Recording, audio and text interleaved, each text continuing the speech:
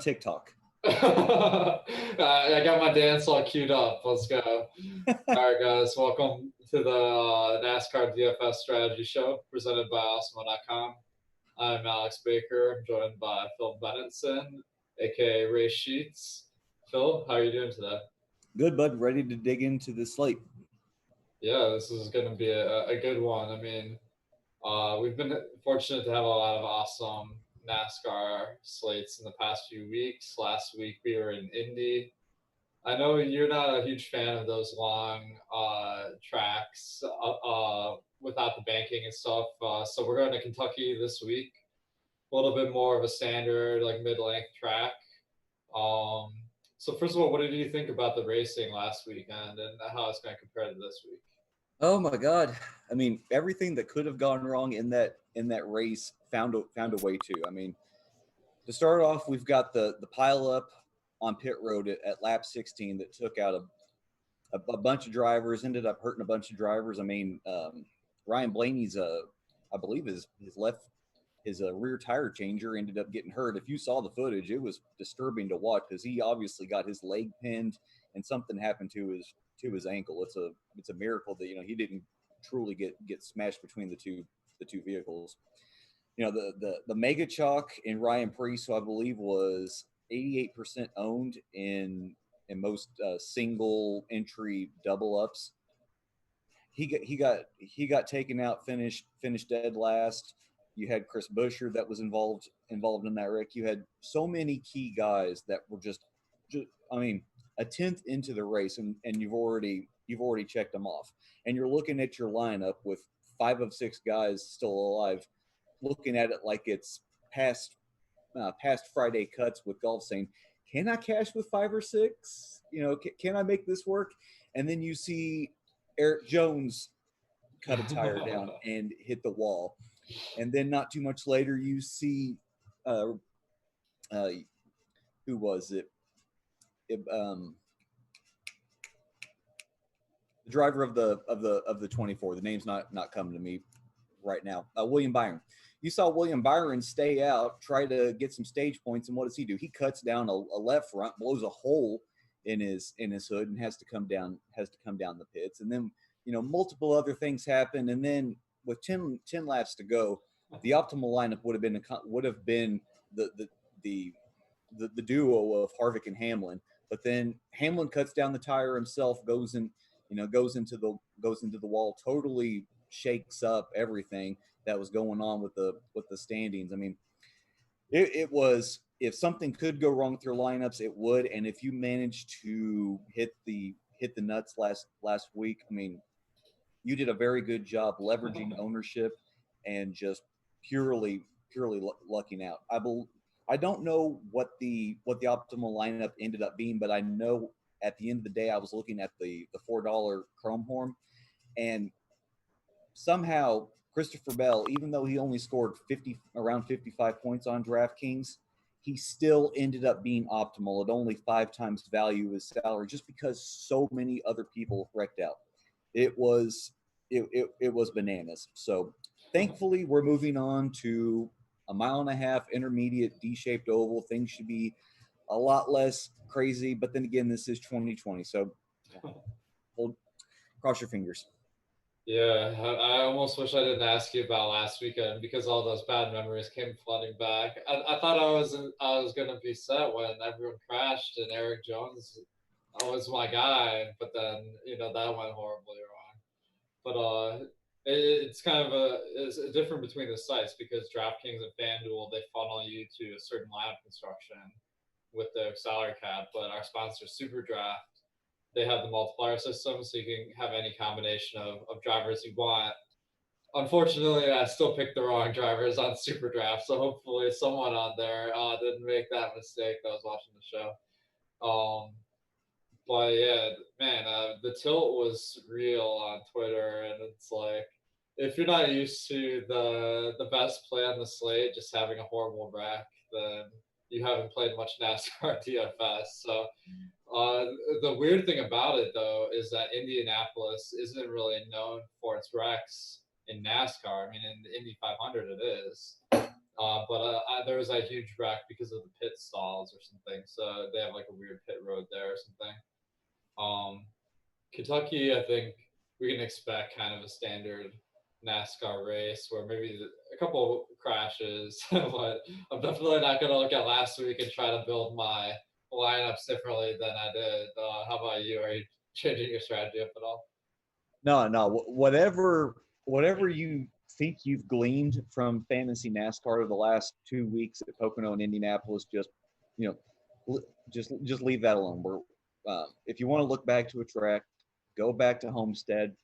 3, 4 weeks ago. Go back to Charlotte. Perhaps look at Atlanta. Maybe look at Darlington. But yeah, whatever you've gleaned from the last 2 weeks, leave that there. It's not going to be applicable towards this track, thankfully. Well, the one thing that's the same as last week is we have Christopher Bell at like $50,000 on DraftKings. So at least we got some constants going into Kentucky. Now, in general, these mid-length tracks are usually pretty good for getting the laps led if you're on the pole.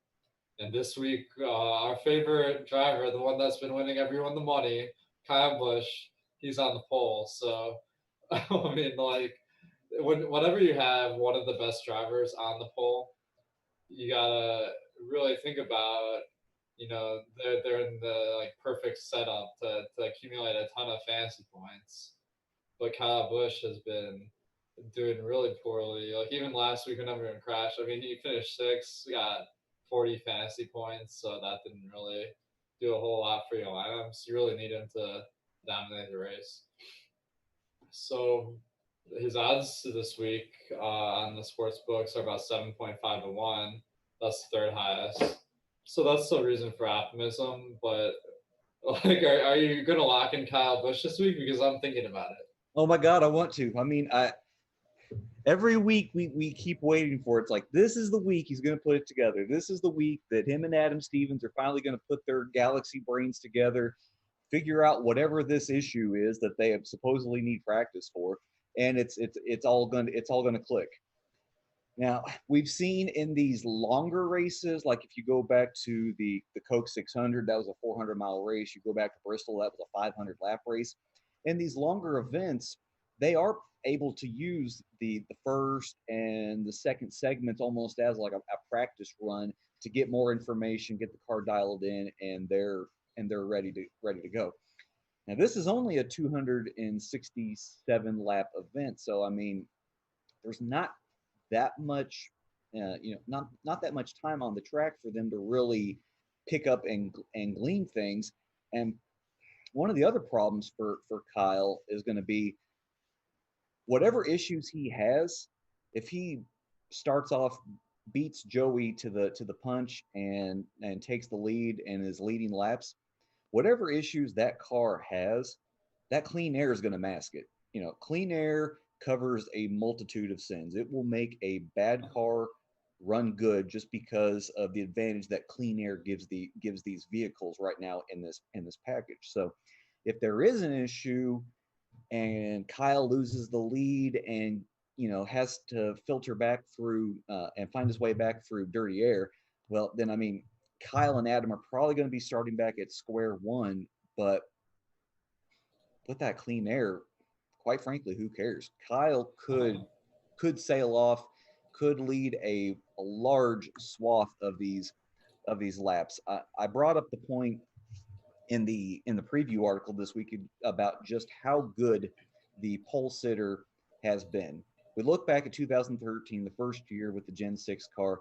That was actually another race. Like, this race should be happening tonight. This should be a Saturday night race, but with all things COVID-19, things have been shuffled around. Today's the truck race, and then tomorrow's the Cup race. That race was supposed to be a Saturday night race.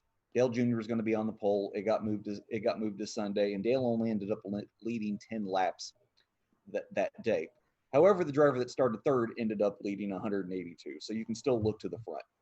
You go to 2014, the pole sitter led 199 of the 267 laps.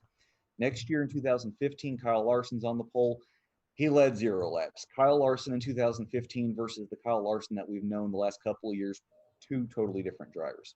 2016, the pole sitter led 128 laps. 2017, the pole sitter led 112 laps. 2018, the pole sitter led 174 laps. And then last year, Daniel Suarez somehow snuck the pole away. He ended up leading 52 laps, but that was still the second most laps led that day. So the pole sitter has an amazing history here. Part of that is, racing at night tends to produce these scenarios where drivers can just get out, they become impossible to pass, and they rack up these points. But it's also what we see happen at these intermediate tracks. So what happens at Kentucky in the day? Do these trends continue? For the most part, I think they will. We've seen so far this year that at these sort of tracks for the pole sitter, as long as you can get clean air, you can go off. Now, part of that is later on, if you've got your car set up to continue taking advantage of that clean air, especially on restarts, and that's to be seen. But for the most part, I have to think that Kyle and Adam will know what to do with this car on the pole and end up being either the top lap leader or the driver that leads the second most laps tomorrow. Man, so if Daniel Suarez can lead 50 laps, that it's got to make you optimistic about Kyle Busch. And I mean, Kyle, his last 3 finishes here at Kentucky, second, fourth, and fifth. He is the only driver in this field who has top 5 finishes in each of the last 3 races. Kyle has won here twice before. They've only raced here at Kentucky 9 times. So you're talking about 2 wins. He's got, I think, 4 other or maybe 5 other top 5 finishes. He's ran here really well. Over the last 3 years, he has the best average driver rating at 125.4. Even though he's got an average start of 5.3, he's still averaging 61.3 laps led per race, 37 fastest laps. Kyle has run here well before, and we've kind of seen in these tracks that when Kyle has a good history, it kind of produces itself, although it tends to happen later in the race. He may not lead laps, but he'll find his way towards a top 5 finish. And now that we're spotting Kyle, the pole, you have to think that he can really, take advantage of this and maybe, finally break this curse that seemingly sits to be upon him. Yeah, so I'm kind of hoping maybe people are trying to ride his cold streak a little bit and fade him, but to be honest, Kyle Busch on the pole, he's going to be very highly owned. So, man, it's going to be a really interesting decision this week because we have Harvick with the best odds by a decent amount. He's 4.5 to 1 to win the race. Now, Harvick is 11.6K, Kyle Busch is 10.1K. So if you want to get both, it funnels you into a very specific line of construction. So my general rule of thumb is you take one chalky Dominator play and then one like more sleeper Dominator play. But let's talk about Kevin Harvick first. He's starting in third. Not a great pairing with Kyle Busch because there's a chance Harvick gets those stage 1 lap sled points starting in third. And his odds are about twice as good as Kyle's this week. So the sports books are definitely expecting him to be the faster car usually. So how are you handling Kevin Harvick? Yeah, Harvick, and quite frankly, you can throw Denny Hamlin into this conversation as well. Taking Harvick and Hamlin is just continuing to bet on the drivers who have been the best drivers for the last month, continuing to do so. Rodney Childers, he obviously knows what he's doing back at the shop, getting this number 4 car ready for the race. And Denny Hamlin's crew chief, Chris Gabehart, he seemingly knows what he's doing too. These two seem to be the best crew chiefs at getting their cars prepared in the shop for the race to unload fast, or to progressively get there when they get to that point.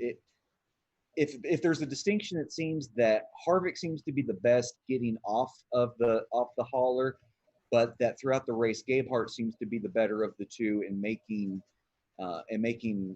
different decisions about the setup to get Hamlin to the front. But regardless, these are two drivers that we're expecting to be in the top five throughout the majority of the race, fighting for the lead, fighting for those laps led, and to be there towards the end. Harvick's 11.6. He's finally priced up where he should be. Hamlin is still a little underpriced at 10,900. Maybe his finish last week is why he's not above the 11K mark. I don't care how much place differential Christopher Bell has. Christopher Bell should never be more expensive than Denny Hamlin, unless this is like 2035 NASCAR DFS.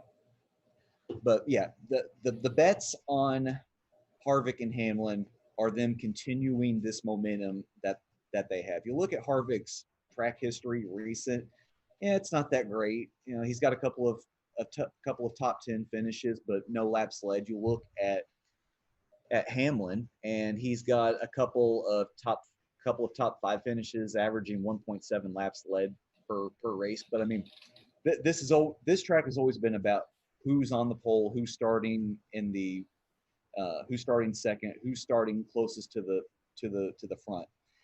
Harvick has the decided advantage on Hamlin because all he has in front of him is Kyle, who we're hoping for the best, but we're still not too sure. And then Logano, that 3 straight top 10 finishes here, but Logano's been running so.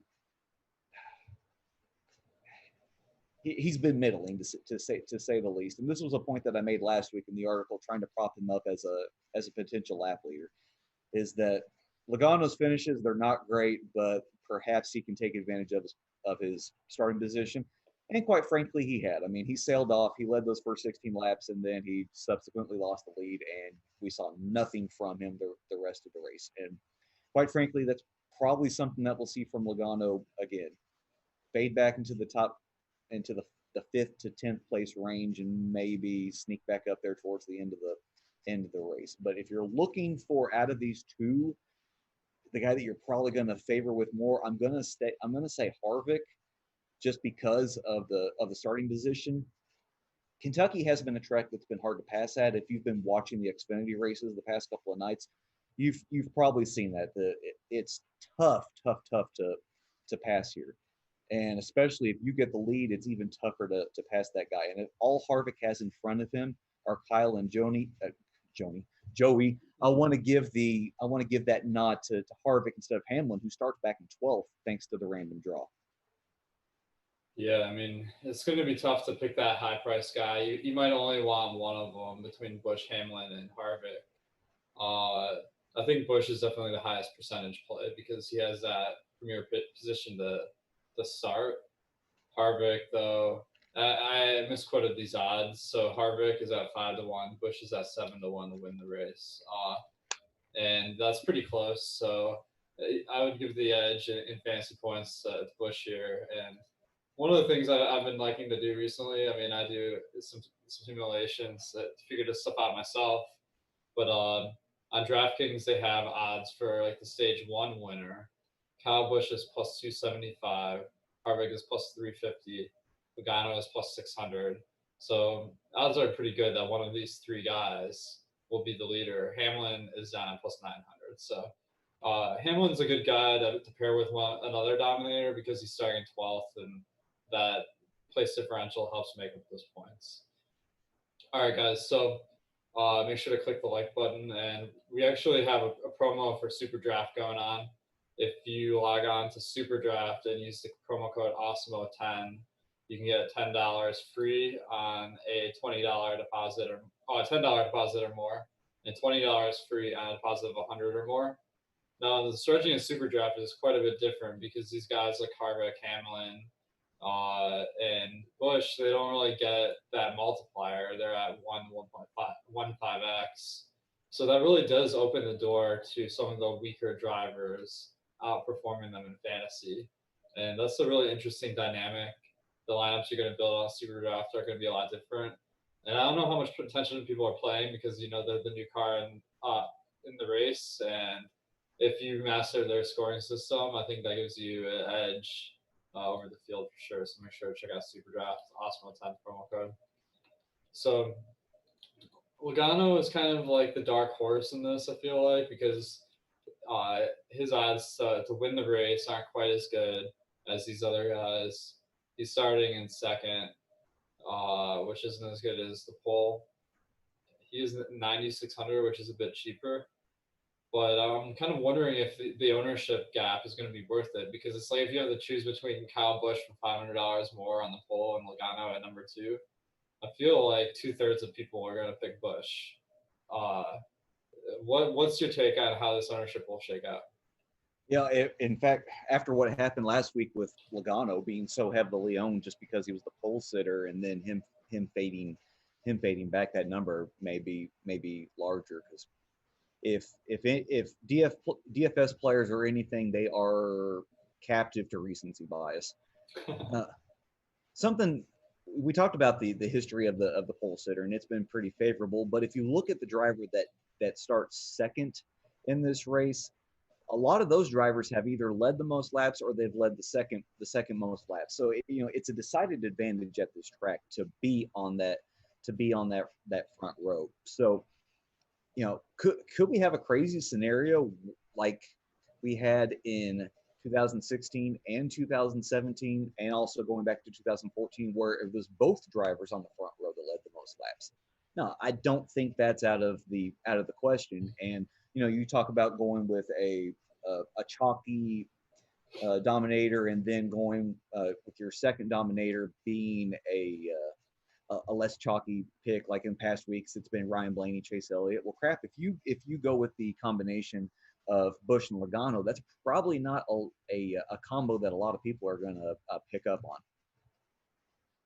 Yeah, I mean, that's tough because they're like, you don't get any placement differential points basically. But I mean, usually there's a good chance that a different driver will lead the most laps in each different stage. So that does allow you to get up to 3 Dominators on any given race.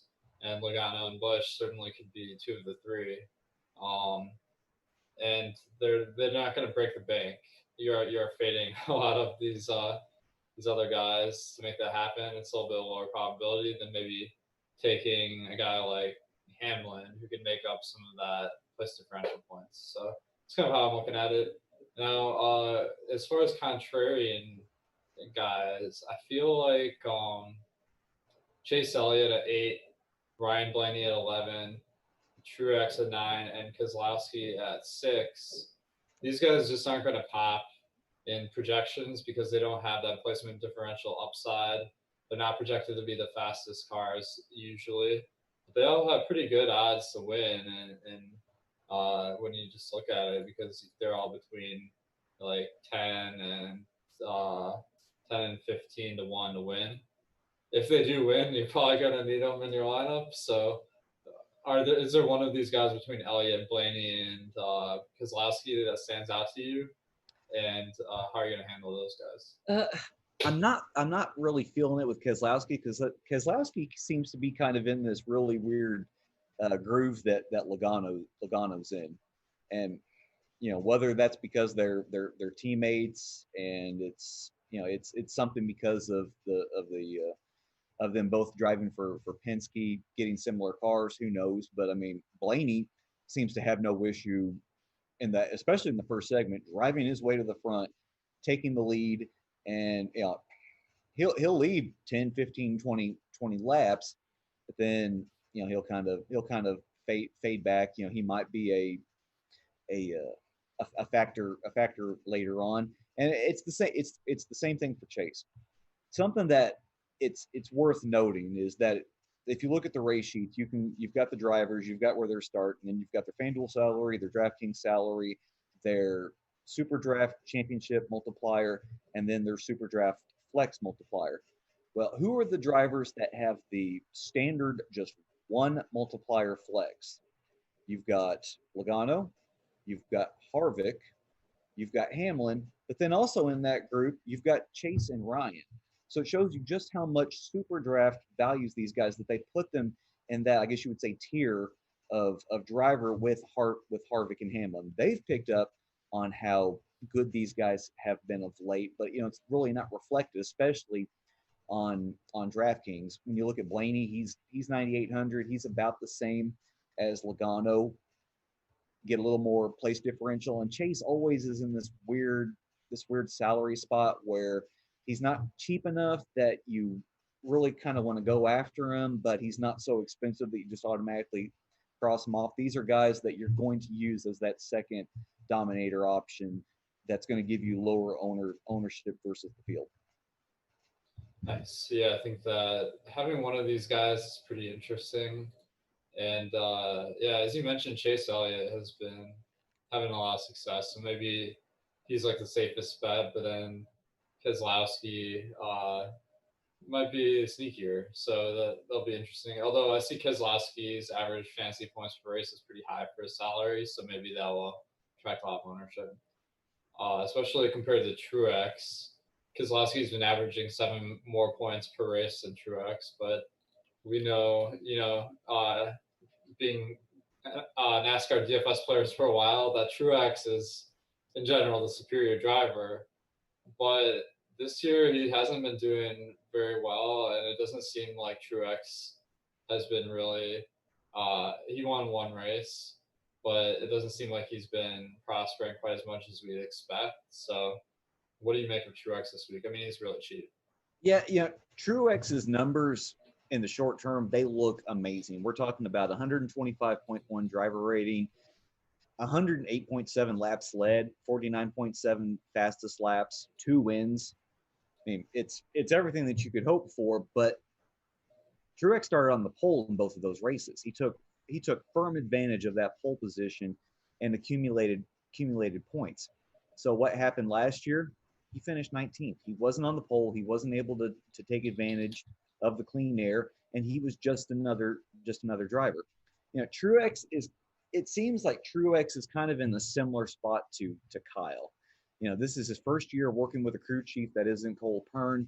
It worked out in his win earlier this year, but he's kind of settled down in a bit of a groove. Like if I look at his recent results here,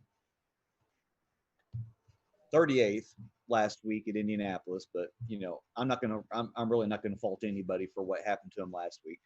10th in the second Pocono race, 6th in the first Pocono race. Don't worry about Talladega. 12th at Homestead, and then you've got that win at Martinsville, and then a third earlier before that at Atlanta. So, of late, he's been all right, but I think he's kind of like Kyle, where if we're really going to get the most from him, we need him to be on the pole. And starting back in 9th, I think he's just going to kind of be stuck there. Yeah, that's he's never the guy that really has the fastest car right from the get-go too. It seems like he kind of just has that steady production. So maybe he's a guy that would be second or third stage guy. Definitely at 9,200, I think he's worth taking some shots on. Now, one question I have for you, I haven't really found a great way to predict, what are the chances that any of these guys are going to get in an accident and not finish the race. It seems like it's pretty much a crapshoot. I mean, do you have any tips to people? How do you figure out, which are the riskier ones versus the safer ones? Of late, it's been just don't add Eric Jones to your player pool. I mean, Eric, he is Eric Checkers or Wreckers Jones. You are getting a blown tire. You are getting some sort of malfunction. Heck, you're going to get Tyler Reddick driving into the side of him and taking him out, or he's going to finish top 5. It's I don't know what's up with Jones and whatever weird voodoo. Maybe he built a house on top of an ancient Indian burial ground, and now he's suffering the consequences. Or maybe this is the Eric Jones that he's always been, and it's just coming to the forefront now that he's under a little added pressured knowing that if he doesn't probably get a couple of wins by the end of the season, he's losing this ride to Christopher Bell next year. So maybe he's just not doing that well with added pressure, or he's just a really bad victim of circumstance. Regardless, Jones is the one that I can always count on to look up from whatever I'm doing during the race, see that the yellow banner has gone across the TV, and there's Jones coming to pit road for whatever reason. With the rest of these guys, it is just it's purely happenstance. I mean, we don't really have crew chiefs that are over aggressively setting up their cars, and then quite frankly, they can't, because NASCAR will fail them and fail them and fail them to the point that it makes no sense for them to go after such aggressive setups. But if your driver wrecks out, if your driver cuts down a tire, if your driver blows an engine, there's no predictability to it. Here's the thing: is I mean, we need a lot of luck, obviously, for our lineups to do well in any sport, but especially NASCAR. Like, Eric Jones, he's been super chalky because of his starting positions, but this week at 16, I don't think he's going to be as popular, and he's not a must play by any means. But there will be other guys that we need to get some good juju. So if you can click that thumbs up for us, that helps make sure maybe we can get some good luck here, some of the good value guys, so we'll succeed this week. So let's talk about the value guys, the ones that will really help you put together this lineup. I mean, every single week you can eliminate like 7 of these guys at the bottom just because they're guys that they'll like be 10 laps behind at the end of the race. So really, you have to go into this like 5.7 or 5.5 to 6.5K range to get the value. Now, I do see one name that's kind of interesting is John Hunter Nemechek. He seems really cheap this week at 5,300. Now he's starting in 22nd, which is not optimal, but I mean that could really help you put together some lineups. So Mm-hmm. he's about an average driver, I think. His average finished at 18.6, so maybe you project him to at least maintain his spot. That would be a decent amount of points. So, it, I mean, he's not the best value play this week, certainly, but how do you feel about John Hunter? Yeah, when it comes to issues like this, Michael McDowell is $400 more expensive starting 30th. He's going to be way more owned. So if you're playing cash games and it's down to John Hunter versus McDowell, just go with the guy that's going to offer you more place differential.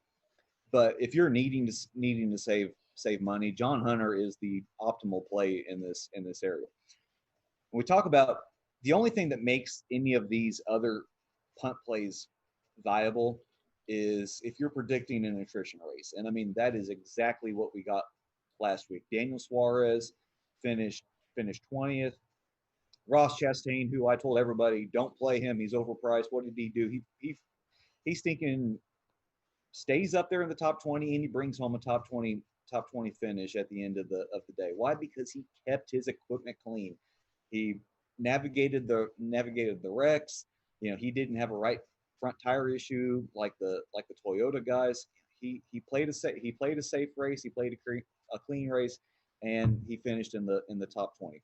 This is not going to be one of those races. This is going to be a fairly clean race. Yeah, we're probably going to have a couple of issues here and there, but I mean, this could very well be a race where we don't see any wrecks between the first or the second segments. The only yellow flags that you should see should be the stage breaks themselves. So in that case, we need the guy that starts forward, is not going to be a threat to get lapped and thus lose a bunch of place differential and never have the opportunity to make it back. And heck, maybe even has a little access to a ceiling to gain some place differential, and that's going to be John Hunter Nemechek there at 5,300 on DraftKings. That 22nd starting position, it's not fantastic, but I mean, it's that price that you're going after with John. Yeah, I mean, John Hunter Nemechek has been significantly faster than Michael McDowell over the last few weeks. Now, McDowell had a couple of really good finishes as well. but on average, Nemechek's car has been a little bit better. So that's kind of making me think that maybe the field will be on McDowell and we can sneak in there with Nemechek. Uh, it's funny because Nemechek is just a little bit slower on my data than Christopher Bell, who's 11.2K on DraftKings. Now, we didn't talk about Bell, but he's starting 34th and he's 11.2K. So, I mean, that's not a guy that is really enticing to me. Finishing on average 20th seems a little bit overpriced, but do you think you're going to have any Bell lineups? No, and it's the same old story. You need a top 5 finish out of Bell if you on DraftKings. If you think that you can get that out of Christopher Bell, then by all means play him. And don't think because last week that he finished in the mid teens and it worked out that's okay. Remember, that was just Bell surviving while everybody else wrecked out. So that's what made him more optimal for DraftKings. Every other site, I have no problem with Christopher Bell. He's going to probably finish in the 17th, 18th, 19th, 20th place range, and I mean that makes him valuable. He's kind of creeping up on FanDuel now at 9K, and he's lost a little bit of his multiplier on SuperDraft. Now he's at a 1.5x in the flex position and a 2.25 in the champion slot. But the fact is, he starts 34th. He's got so much place differential to gain. It's a no-brainer on the other sites, but still at 11,200 on DraftKings, you need a top 5 finish. And yes, he was there at the end of the race before he decided to come in and get tires at Indianapolis, and he finished there at Pocono. But Indianapolis, he was there because of attrition. Pocono, he was there because of, I believe, because of pit strategy. Sneaking into that top 5, that top 10, when all of these top guys aren't going to be wrecking out, it's going to be that much tougher for Bell to achieve. Yeah, I mean, he's not a top 5 driver, so if you're expecting that, like, you might be a little optimistic, but man, it's like, I mean, he's not even that much better than Ryan Preece, who's starting 32nd. Like, maybe he'd be worth a couple more thousand or something, but not 5,000. Right. So, I think McDowell, we talked about him. He's probably the go-to cheap guy, just because he's been really having some good performances. He's 5,700, but I think he's easily fadeable, just because his car really isn't anything to be too excited about. But right. Priest, starting 32nd, a little bit more expensive at 6,300. He's a guy that you can kind of plug and play, I think. Priest, let's see. He's been about the same speed as Michael McDowell, so I kind of take that back. He's probably not quite as good a play as McDowell. But how do you feel about Priest? Yeah, on the surface, I guess I would rather give up the 2 place differential spots in order to save $600 on DraftKings. And head to head, McDowell's been better this year than Priest. And McDowell, he does have his spike weeks with 2 top 10s in the last 3 races, and then of course Priest has his last place finish last week. But yeah, I think on DraftKings, I'll take the money that I can save with McDowell, who probably has just as high likelihood to finish wherever Priest is, if not finish a little bit higher. In my SuperDraft projections, it kind of surprised me. It ended up putting McDowell finishing 17th initially, so I knocked that down to about 20th, which still seems fair for McDowell and where he's been. But I mean, if you look at the game logs for what McDowell's done versus Priest, whole lot more top 20 in McDowell's game log than there is for Priest. If we look at FanDuel, there's a $500 difference, but remember the place differential isn't worth as much, so it's probably a wash there. And when you look at SuperDraft, you get a 1.7x flex multiplier for Priest, while McDowell only has a 1.5. So probably if you're if you're stuck deciding between those two on SuperDraft, I'm gonna pick Priest. But quite frankly, I don't know why you wouldn't have both of them played together. That's a good point. Yeah, it might be a little bit chalky, but if you put Priest and McDowell in the same lineup on DraftKings, you're going to be able to pretty much pick whoever you want. So Yep. that might funnel you into a certain build, though. That's the downside of that.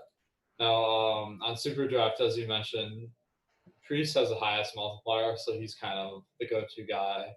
Ty Dillon is like it's kind of crazy because he's more expensive. He has the 33rd starting position. I have him ranked like pretty much about equally with Priest and McDowell.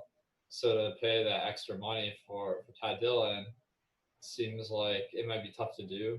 But then again, he's going to be lower owned probably. So is he kind of like the sleeper value option? Yeah, and when you look at Cole Custer got priced up to 6,900 this week, and I think people will always choose Cole Custer over Ty Dillon in this situation. But I mean, when you go to Ty, you get 4 more place differential spots on DraftKings for $200 less, and Cole has a spike week last week, but I believe that was probably more due to attrition than anything else, and being on the right side of pit cycles. Uh, either one are great. Ty is probably your preferred punt play on FanDuel at 4,500. He's probably the cheapest that I would want to go. I mean, he's even cheaper than Daniel Suarez this week. Nice.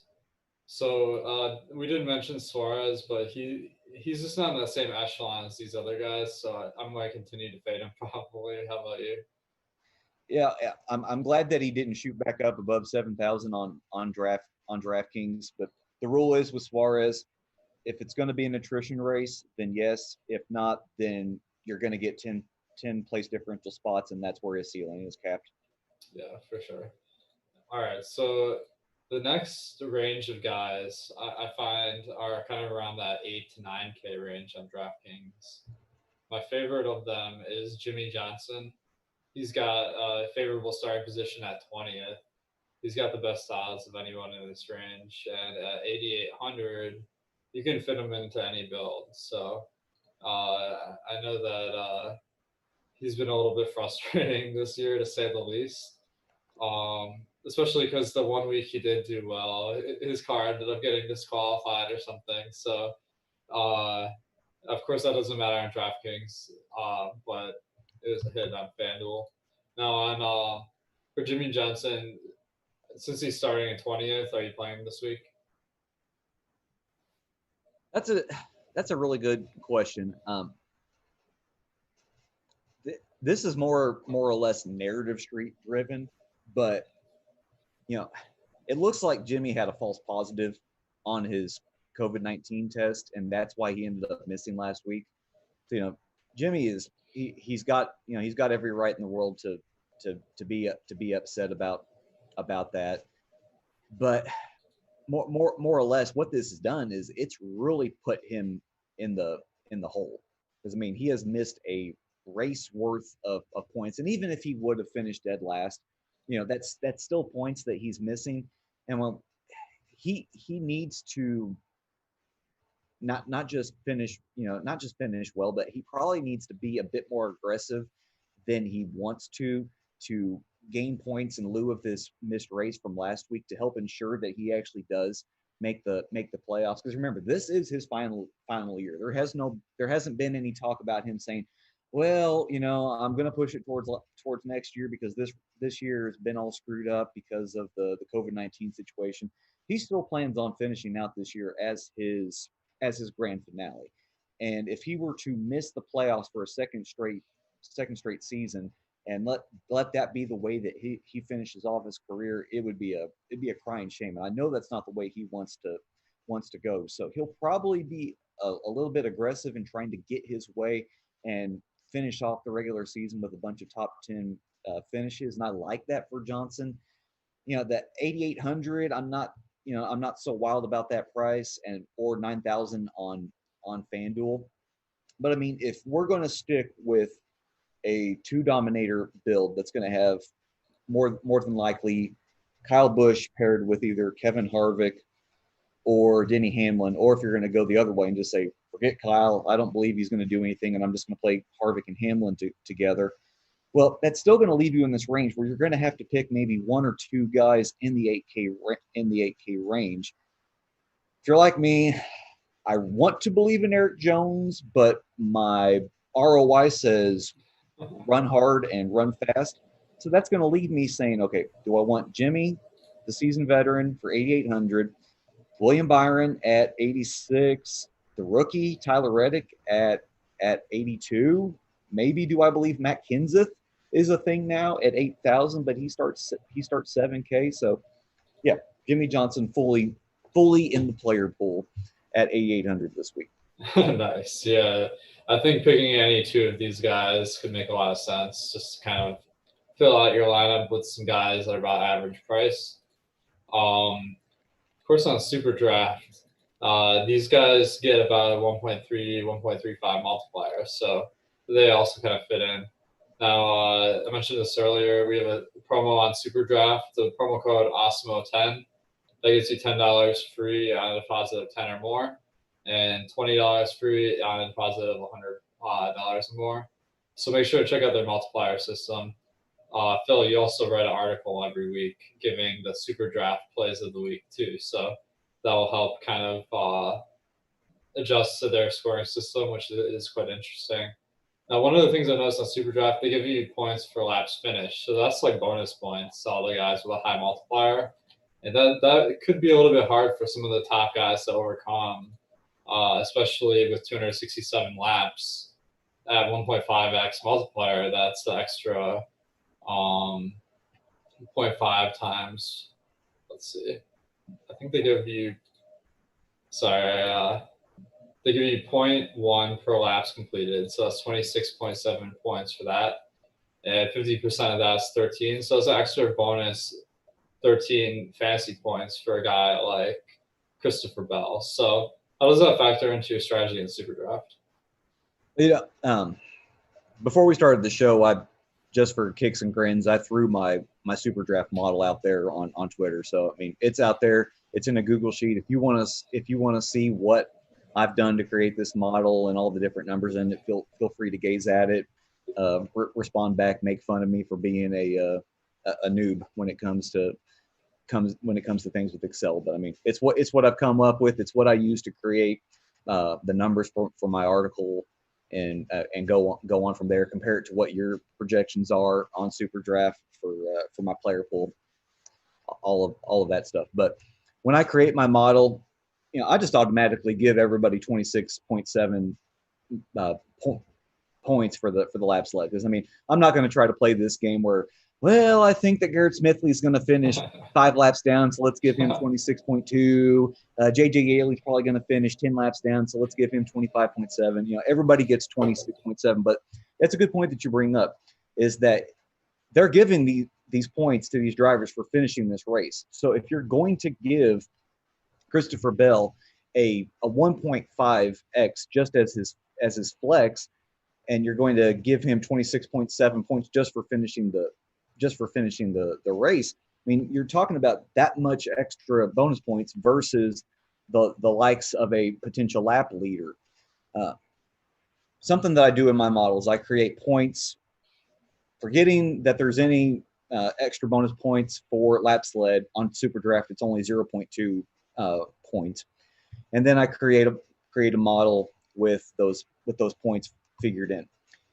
If I just give Kevin Harvick his starting third, finishing first, and I don't have any laps led added in there as a champion pick, it's 109.8. Now, if you're not too fluent with SuperDraft, I mean, that's a number that a lot of guys can hit. I mean, a lot of the place differential guys that you normally pick on DraftKings and FanDuel to just kind of fill out your lineup, a lot of guys can hit that number. Now, if I add in, let's just say a nice round number of 100 laps. If Kevin Harvick leads 100 laps in your champion spot, well, that's 139 point 139.8 fantasy points, which is a pretty good day as your champion pick. But let's go down to Christopher Bell. Starts 34th, finishes 16th, doesn't lead a single frickin' lap. As your champion, 151.2. And the further up the board he goes, the harder it is for anybody to reach him. Currently, the way that I've got things figured, I've got Christopher with the highest projection as a champion at 151.2, finishing 16th. The second highest guy is Eric Jones, starting 17th, finishing 6th, scoring 147.4 SuperDraft points. And then Tyler Reddick, starting 25th, finishing 12th, scoring 146.3. These all practically dwarf what these potential lap leaders can score. I mean, let's just say for kicks and grins that Kyle Busch is going to start first. He's going to finish fourth, but let's just give him 250 laps led. I mean, he just sits on the race the whole freaking day. Well, that gets him 198, which is pretty good. I mean, that's going to be an amazing day. But if we give Christopher Bell another top 5 finish, then we've got 169. So I mean, you're talking about, you see, Kyle has to just, these lap leaders, they have to do an amazing job. They have to truly dominate these races in order to approach what these place differential guys do. If we kill that number to what normally happens at this race, 160 laps led, well, now Kyle's down to 167 points. So it's just so much easier to side with these place differential guys that you truly think that can start the 30s and the 20s and work their way up into the teens. And like you've made this point before, banking on place differential is so much safer than trying to project these laps led. Yeah, definitely. I mean, these are definitely some points to consider on SuperDraft. You also get that champion with 1.5x on top of it. So, yeah, like Bell makes a lot of sense there. Let's talk about some guys that may go under the radar this week. Now, the first category of guys are ones that are just starting way too far forward and are likely to move back. Now, these guys are cheap, though, so I'm kind of wondering how you feel about them. Kurt Busch starting 7th, Alex Bowman 5th, Almirola 4th.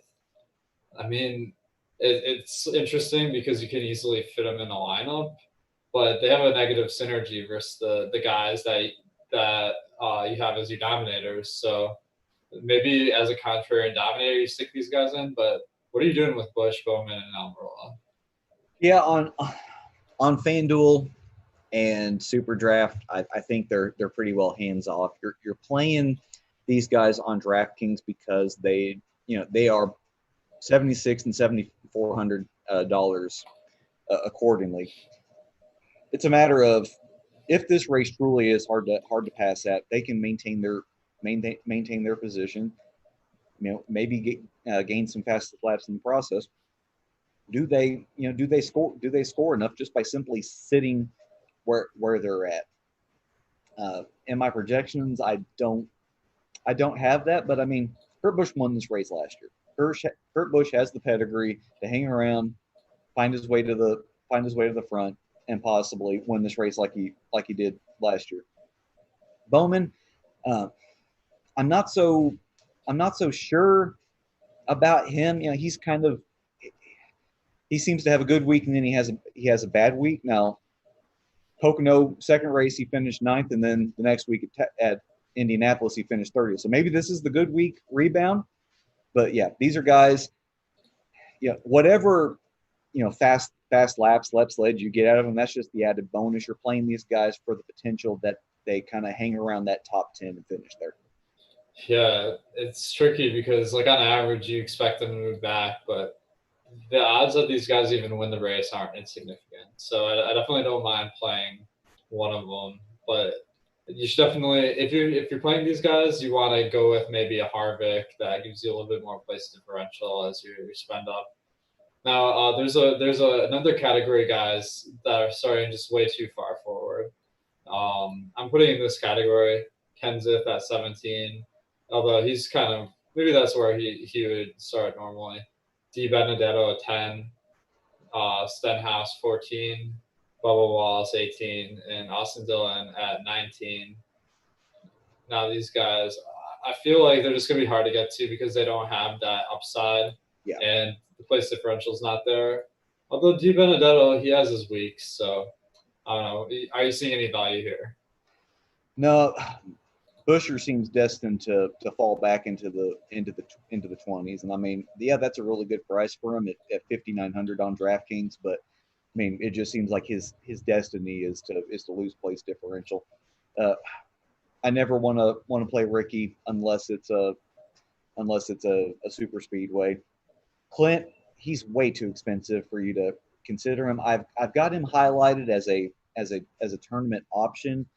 But I mean, you need everything to kind of fall right for Clint Boyer to end up being optimal at 9,400 and at 10,200 on FanDuel. Yeah, Eric, he is what it is. We talked about Kenseth. Maybe he's turned a corner. Bubba, he's in that same category as Busher. I kind of expect him to fall back. Austin is the guy. Austin's been running fairly well. 6,500, he becomes a pretty good pivot off of the cash plays of Priest and Dillon and Custer and McDowell. I'm not too sure how many people are going to want to go, roster Austin. If we look at Austin's, his past 3 races, 35th, 22nd, 19. I mean, nothing fantastic that would make you want to click on Austin, but he's been running a little bit more consistently. And again, this is another, if people don't move kind of race, then Austin maybe hangs around those teens, sneaks into the top 15 by the end of the race, and because of finishing position ends up scoring more than the guys like Dillon, his brother Ty Dillon, and Brian Priest. Yeah, Austin Dillon is pretty intriguing now that you kind of dive into it, because about the same speed as Stenhouse and Bubba Wallace, and he's got a lower starting position than either of those guys. So he makes sense as kind of maybe a against the grain pick. Let's go down the list a little bit too. Busher, you mentioned this is starting way too far forward. LaJoy, 27th. That's about where you expect him to finish. Newman at 23. Newman, I have he's a little bit faster than Priest, but that 9. I guess Newman is kind of in play because he's a little bit better than Priest, but that 8 bonus points you're missing out on place differential really hurts. So, do you think you're going to have any Newman? Starting 23rd, I mean, Newman gives you a little place differential upside, and he probably is underpriced for what he should be on DraftKings. He's where he should be at FanDuel at 7,500, but God, watching Newman week in and week out, it feels like he has no real ceiling. Like he is just a consistent floor play every week. Yeah, for sure. And then I kind of crossed off these guys at the start, but Timmy Hill, Yaley, Gase, Poole, Poof, Billicky, and Smithley, I mean, hardly worth even mentioning, but is there any reason you go to them? No, these aren't even drunk goggle plays. Yeah, that's sad, but true. Although it seemed like some of these guys crept into maybe the pretty good finishes last week, but that was an anomaly. So yeah.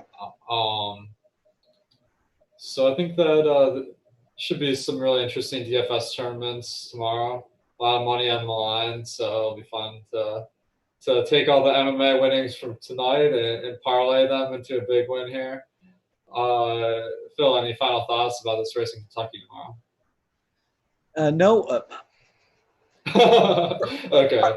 Prize Picks, I'm looking at you. Come sponsor us. If you guys are tired of what inevitably has become my chalk versus your chalk on DraftKings, and you've never really kind of gotten the hang of FanDuel, first go to SuperDraft, use the promo code, make a deposit, use the projections, make some lineups, use the free article. But from there, go to Prize Picks. They have a different way of playing fantasy sports. Basically, look at the projections, look at the race sheets, and you're just kind of projecting, do I believe this guy can finish higher or lower than this? It's a new, different spin on fantasy NASCAR, and you may end up liking it more than trying to match the field.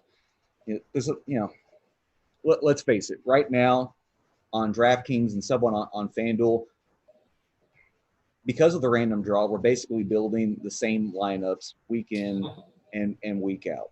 And until we have a real life qualifying, it's probably not gonna change. So I mean, we are digging for the biggest edges that we can get and truly playing ownership to its fullest extent. So if you're tired of that, head to SuperDraft, head to Prize Picks, play there, find a different way to get your NASCAR DFS. It's interesting because every site has its own spin on like what fantasy NASCAR should be like, and they're all so different. So a super draft, I kind of like the idea where maybe you can make all 40 drivers playable, where on other sites, maybe it's only like half of them. So definitely something to look out for. So thanks Super Draft for sponsoring the show. I will have the Truck Series projections up later today for that race. And if you don't have a membership already, we also have projections, ownership, and the top drivers, which gives you probabilities for each driver. In addition, make sure if you haven't scratched your NASCAR itch yet, check out Phil's multiple articles every week about all the drivers and the racetrack. All right, guys, thanks for watching. Good luck tomorrow in these NASCAR DFS tournaments.